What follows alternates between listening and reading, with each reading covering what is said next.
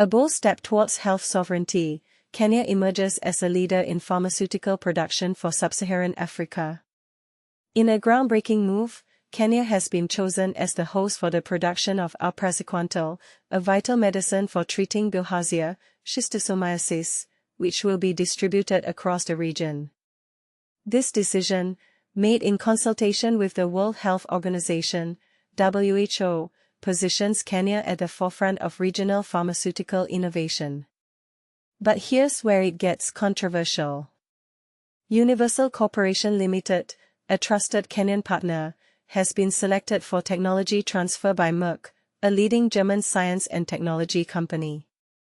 This collaboration aims to empower local manufacturing and improve public health outcomes.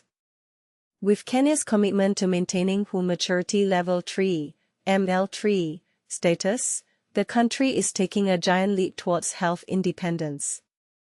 Hong Chao, head of China and International at Merck, emphasizes the company's commitment to supporting Africa's self-reliance in healthcare.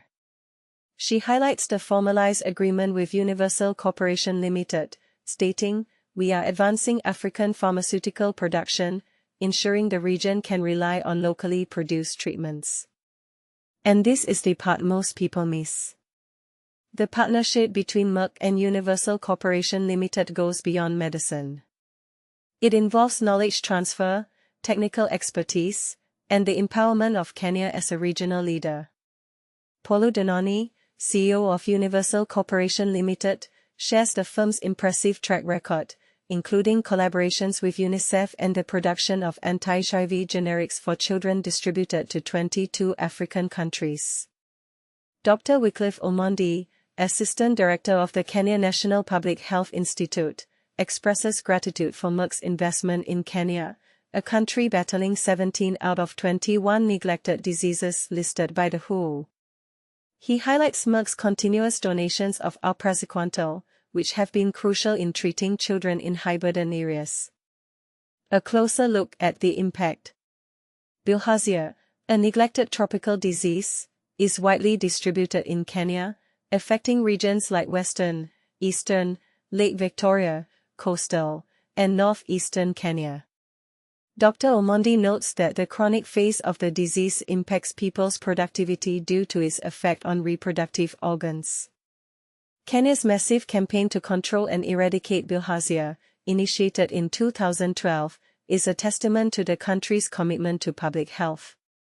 Sebastian Groth, German ambassador to Kenya, observes the importance of private sector engagement in health due to global resource scarcity.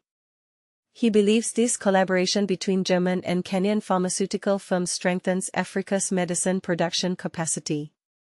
Universal Corporation Limited is gearing up for large-scale arpraziquantel manufacturing post-technology transfer from Merck. Once production is established and regulatory procedures are completed, the firm will supply Sub-Saharan Africa, ensuring sustainable, regional access from 2028 onwards. Dr. Karim Ben Hau, Merck's head of Africa Bureau, emphasizes the firm's commitment to building shared capacity with African manufacturers, regulators, and health authorities. He states, "Kenya is developing the infrastructure and expertise needed to make Africa's manufacturing future a reality." A call to action. With Merck investing in local capacity, Africa's healthcare progress is on the rise, led by Africans themselves. The introduction of arpraziquantel through implementation research studies, integrated into community-based campaigns and child health days, is a step towards identifying the best ways to reach preschool-age children. This technology transfer to Universal Corporation Limited not only builds local expertise and creates skilled jobs but also strengthens Kenya's pharmaceutical sector. By producing medicines within the region, access becomes faster and less dependent on distant donor supply chains. Kenya's leadership in this initiative sets a powerful example for the fight against neglected tropical diseases. What are your thoughts on this groundbreaking collaboration? Do you think it will have a significant impact on Africa's healthcare landscape? Share your insights and let's spark a conversation.